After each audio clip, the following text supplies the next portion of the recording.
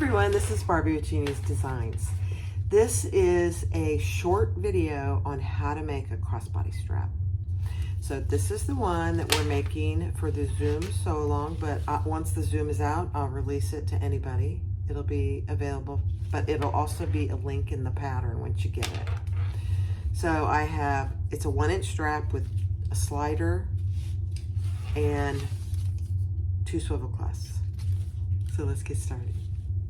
So to make a crossbody strap, you need a slider and either a regular height or a wide mouth. So if I was using vinyl, I would use a wide mouth, which is, it's 1.5 inches on this diameter, but I'm using webbing, so this 1 inch by 1 inch is perfect.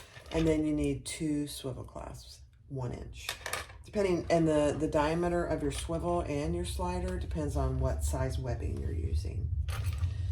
So I am going to put on my slider, I'm going to go up and over my crossbar. Now because I'm using webbing, and it depends on what you use, but I'm going to fold it over so that decreases any opportunity for it to fray. Even though I already did burn the ends, I don't want that fraying and coming out. So I just folded it over, and I'll do it on both ends. Okay, and then I use about a 3.5 inch stitch length for securing my strap to my slider.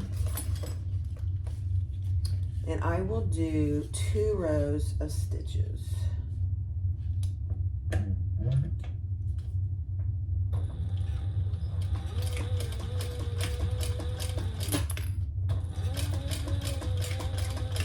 You could do a box, or you could just do 2 rows of stitches.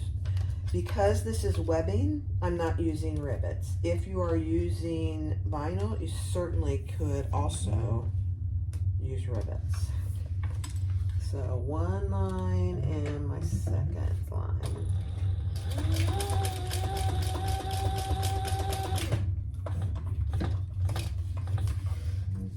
Okay.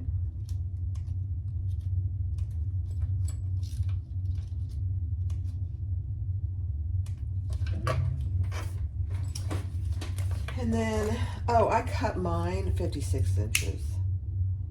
But the length of your crossbody is really determined on how much give you want, the size of the person, how tall they are, how broad they are, etc. So that really is dependent. I do 54 to 56 most of the time, because that pretty much fits everybody. There's a little hair there. Okay, so that's what you have so far. Now, take it with the wrong side up and attach your swivel clasp upside down, just like this. Can you see it? Bring that up.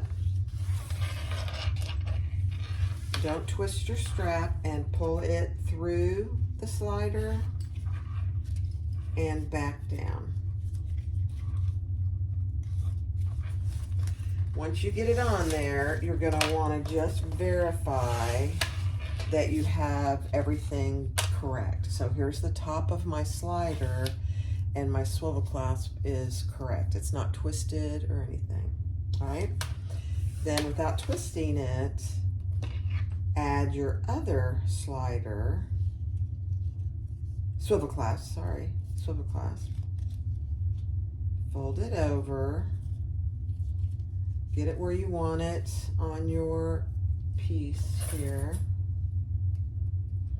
and then before you sew, just make sure it's on there correctly. So here's the top of my slider, and here's my swivel clasp.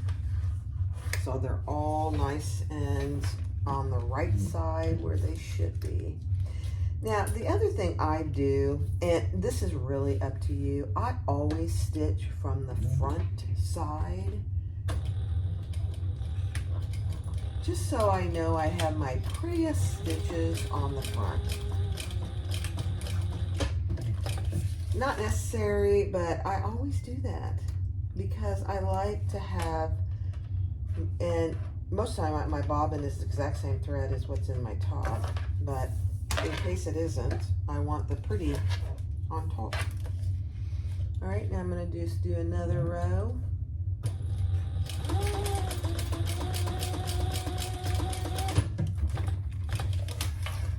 Now I'm using variegated thread. This is that thread that came in the So Whatever box. It's gorgeous. It's Tex 80. Love it. It's going to go good with my fabrics too. Okay, just burn your threads.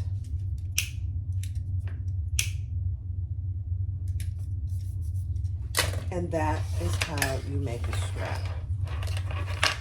So your slider is right side up. You have one swivel clasp here, and you have another one here. That's all there is to it. Thanks for watching.